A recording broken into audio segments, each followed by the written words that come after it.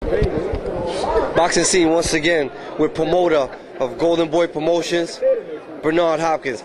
Bernard, let's talk about your nephew, D-Hop. Spectacular performance, won every round on 2 judges' scorecards. Tell us about it. I think it was an excellent performance. Had the guy hurt a couple times. Tough guy, he's been around him for a while. Guy had a good record, 3 losses out of 20, I think 26 fights. So it was a good test for him. I would love to have seen him like in the show, but he still showed some development and some experience. So Demetrius is coming along well. I tell you what, Majelati, whatever his name is, I'm telling you right now, Demetrius will take that title if they fight today, tomorrow, next week, or whenever. But that fight should happen and will happen hopefully next year, early next year. I'm talking about maybe on the undercard of me and Joe Galzaki if that's made. If not, then they big enough to hold their own card. Atlantic City would be the perfect place. New York City will be just as better. Tell us about the body work that Demetrius Hopkins put up tonight. I loved it. I loved it, especially when he went to the body smart, and also he abandoned the body a few times where I think he should have stayed down there. But you know what?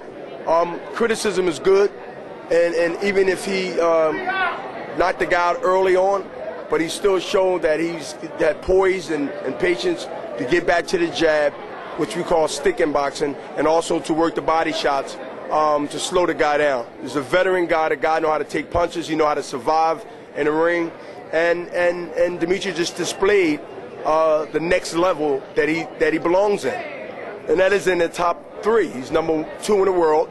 He's 1 step from being number 1 contender, and then you're there. So then it's like a matter of days, months, hours, or whatever for people to really see Demetrius on a 12-round championship level. The fighter across from Demetrius Hopkins tonight came to fight. He switched to southpaw, and Demetrius was able to adjust. Tell us about that adjustment. Well, a lot of that got to do with him probably watching my tapes fighting southpaws. Southpaws are very, very, to me, easy and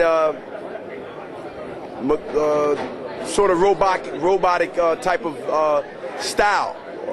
Very few southpaws, other than Hector Camacho, who southpaw but they move around. They are very difficult to fight because not only are they coming a different way, but they also move in their legs. But majority of southpaws, a great percentage of southpaws, they normally stand in front of you and give you that look, but they're not moving. So for me, that's easy. For others, it's a problem. Demetrius understands how to fight a southpaw. He understands what to do with a southpaw, and he did that tonight. Tell us about Demetrius Hopkins' combination punching tonight. Perfect. He did everything. He did combinations. He did body work. He did a little moving, did a little boxing. He did a little slugging. He did offense and defense, which is an all-around fighter. It's a complete package. You know what I mean? It's a complete package of I'm ready. I'm ready for the next step. I'm ready to show the world that I'm worthy of being a junior welterweight champion. In that division, from 140 to 154, you got junior middleweight, you got junior welterweight, you have welterweight, you have junior middleweight. There's so much talent in the little big men, I call them. Unbelievable. And he's right in the mix of that. You know, Demetrius is 25, going on 26. He's right in the mix of all the big fights coming the next year. Bernard, do you think that Demetrius Hopkins can take the title from Paulie Malignaggi, and how hard are you going to push for that fight? Very hard. We're going to push. Golden Boy Promotion will push very hard. Also, I think the fight can be made. Lou DiBella is his promoter. Majelati is the champion. But one way or the other, they can't run. We right on the doorstep of eliminations to fight for the world championship. So no matter what, the old saying, you can run, but you can't hide. And that's a big quote.